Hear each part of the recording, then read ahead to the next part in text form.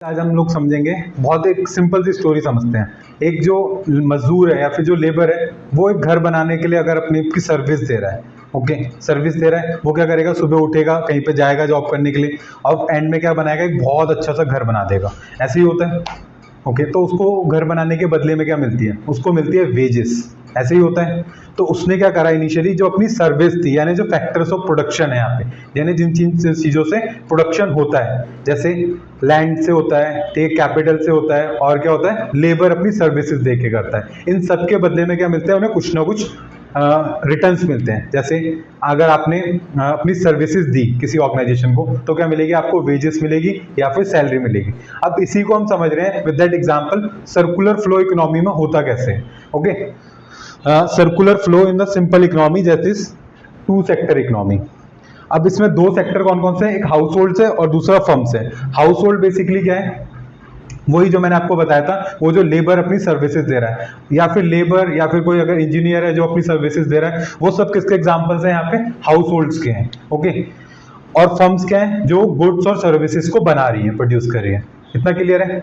अब house hold ने क्या करा, अपनी फैक्टर ऑफ सर्विसेज दी, जैसे लैंड, लेबर और कैपिटल, ठीक है, गुड्स बनाने के लिए। उसके बदले में उनको क्या मिली, उनके बदले में उनको मिला फैक्टर्स का पेमेंट। पेमेंट यानी रेंट मिला, जिसने घर दिया अपना घर किराए पे गुड्स को बनाने के लिए। किसी फर्म्स को अगर आप रेंट में दोगे अपनी बिल्डिंग को, अगर आप किसी को फर्म्स को जो गुड्स बनाना चाहती है या कुछ भी मैन्युफैक्चरिंग का काम कर रही है, आप उसको अपनी प्रॉपर्टी लीज पे दे रहे हो, तो what they will do, they will pay you a rent. जो मजदूर है या फिर जो सर्विसेज क्लास में, उन लोगों को क्या मिलती है, वेजेस मिलती है या फिर सैलरी मिलती है, ठीक है। क्यों मिल रही है, क्योंकि उन्होंने फैक्टर्स ऑफ सर्विसेज अपनी प्रोवाइड करी है उस फर्म को, उसके रिटर्न में। ऐसे इंटरेस्ट मिलता है कैपिटल पे, एंड प्रॉफिट मिलता है जो एंटरप्रेन्योरशिप स्किल्स होती हैं उसके लिए।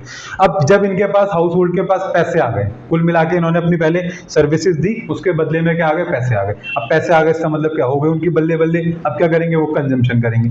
कंजम्पशन करेंगे कहाँ से जाएंगे, वो इंडस्ट्री या फर्म्स के पास, या फिर जो फैक्ट्रीज है वहां से जाके, दुकान से जाके सामान लेंगे, है कि नहीं। फिर अब वो जो दुकान से आके सामान लेंगे, वहां पे पैसे पे करेंगे, और फाइनली किसके पास चले जाएंगे, जो फर्म्स हैं या इंडस्ट्रीज हैं उनके पास पैसा चले जाएगा। तो इसी तरीके से पूरी इकोनॉमी रन होती है in a very simple two sector economy के अंदर। अभी आगे वाली क्लासेस में हम थ्री सेक्टर मॉडल पढ़ेंगे, जहां पे हम गवर्नमेंट को इंट्रोड्यूस करेंगे। Thank you for watching it guys.